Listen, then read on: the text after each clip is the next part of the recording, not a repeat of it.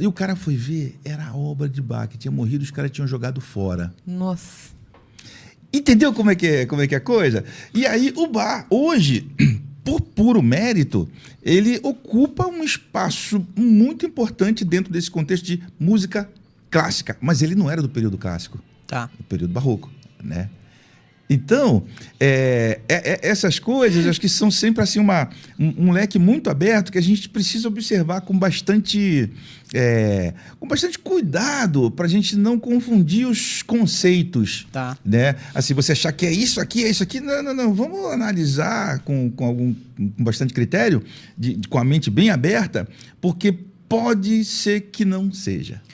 Então a música clássica só pode ser clássica se ela pertencer a um período clássico. Se a gente for levar ao rigor, é isso aí. Período clássico, período romântico, pós-romântico, período barroco, música medieval, música... Tem todo... Cada período teve a sua... Porque é o seguinte, se você pegar e ouvir uma música do Bach, né? E logo em seguida você ouvir uma música de Mozart, por exemplo, você vai sentir diferença.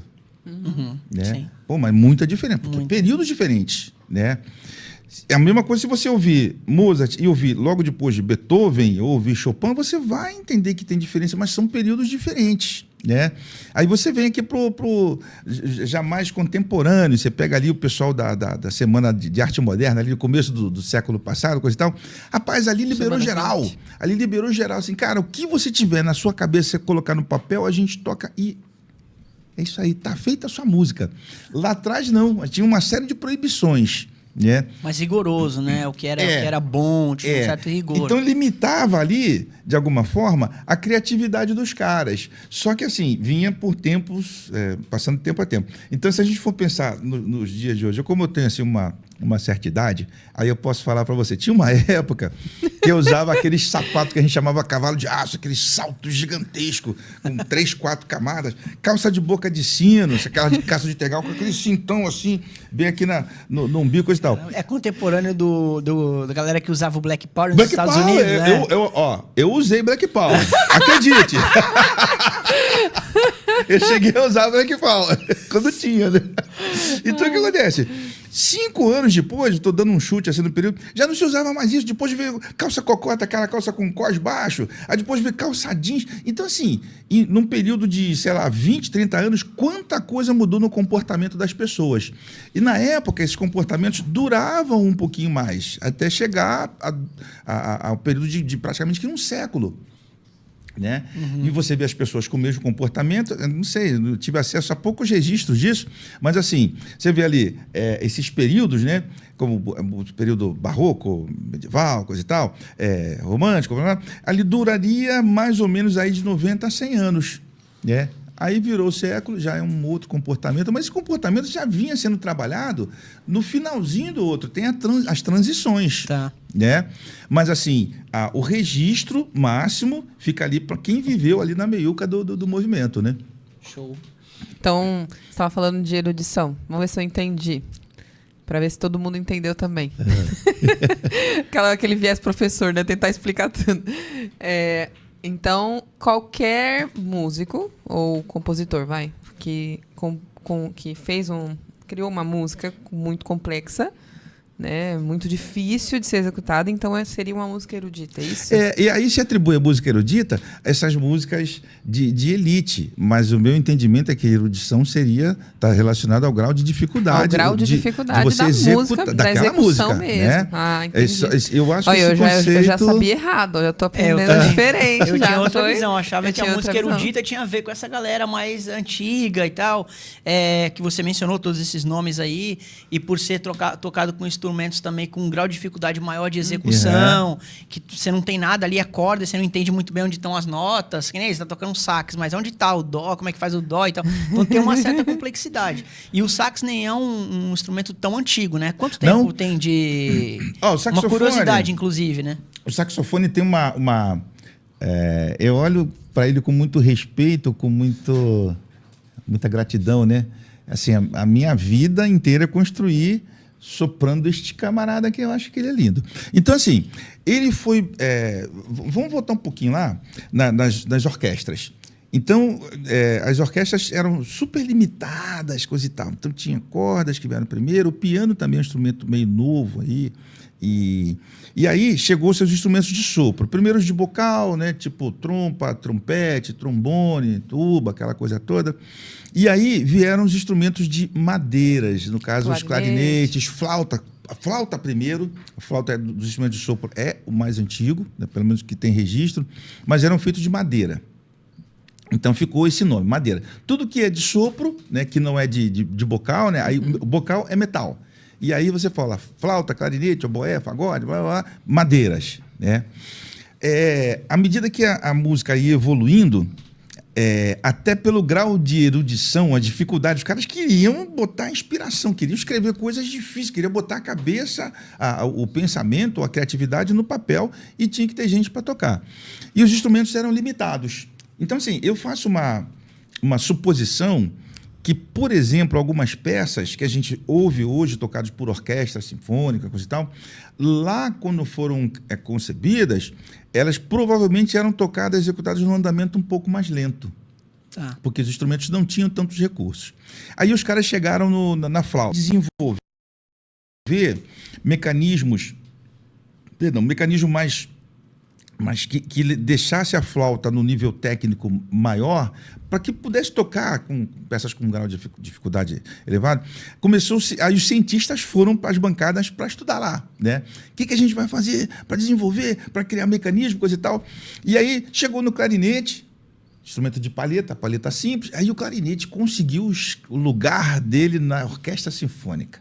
E a família do clarinete, né? Requinta, clarinete, clarone, tá lá.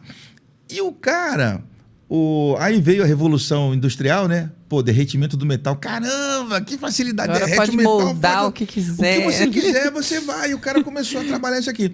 E só que o seguinte, se a gente falar de máfia, não quero estender isso nesse assunto. Naquela época já tinha. Né? E aí os compositores, os luthiers, os fabricantes de instrumentos, falam assim, pô, tem um tal de Adolfo aí, o cara inventou um instrumento muito maneiro, mas a gente tem que dar cortar esse cara, pô, vamos boicotar o camarada. Que ele inventou o saxofone, com a intenção de desenvolver Como chama? o instrumento. Qual é o nome do cara? O nome dele é Hyacinthe, não lembro direito, mas assim, o nome dele, vamos dizer assim, nome artístico, é Adolphe Sax. Adolphe Sax. Adolphe Sax. É um belga. Tá. Era belga. E aí, o que acontece? E os caras ficaram assim com medo. Pô, chegou um camarada, uma concorrência fortuna. A gente tem que boicotar esse cara aí, pô. Né? E aí começaram a pedir para os compositores, aí, vou te dar uma grana para tu não escrever peça para saxofone. Não escreve. E aí o que acontece? O saxofone, que ele foi projetado para facilitar a maneira de ser fabricado, até que seja uma produção com uma pegada mais industrial, mais fácil. Por exemplo, você pegar um clarinete, fazer um comentário para vocês. O clarinete é feito de ébano, que é o mipingo, aquela madeira lá africana. O cara pega um bloco de madeira, coloca num torno e a cada X peças quebram. Então, é um processo muito lento. Para você chegar num clarinete, era uma coisa assim, poxa, você pega aí 10 peças, dessas 10 peças, umas 3 ou 4 vão quebrar. Nossa, porque não aguenta... Prejuízo. E lentidão no fabrico. E o saxofone, assim, derrete, põe no molde...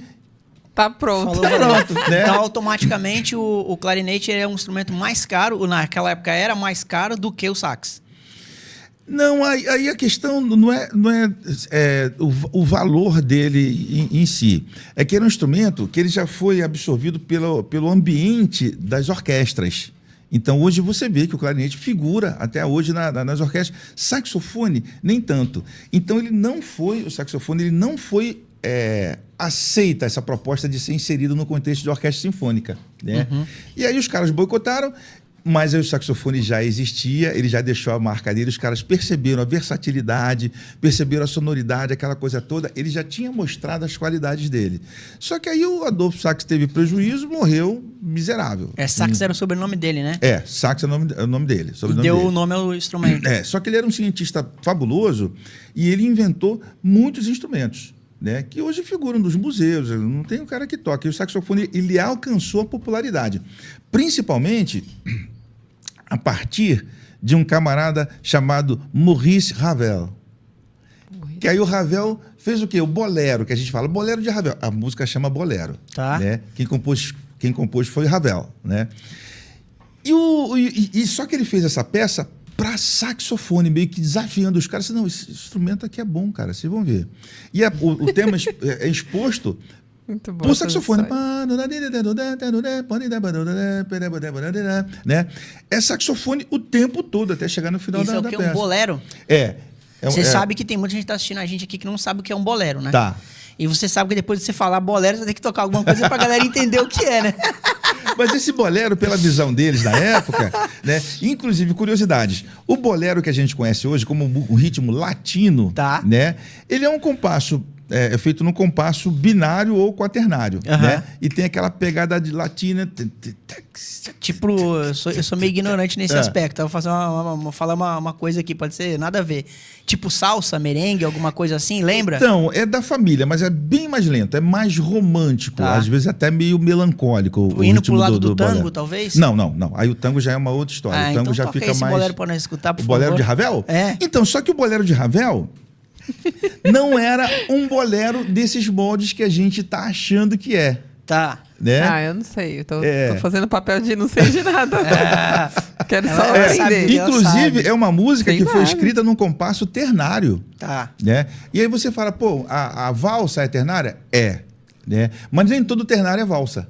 Inclusive, o bolero de Ravel, ele é num compasso ternário. Deixa eu ver se eu lembro aqui. Devo dar alguma nota na trave, Deixa eu mas ver enfim, se eu vocês lembro, vão olha perguntando.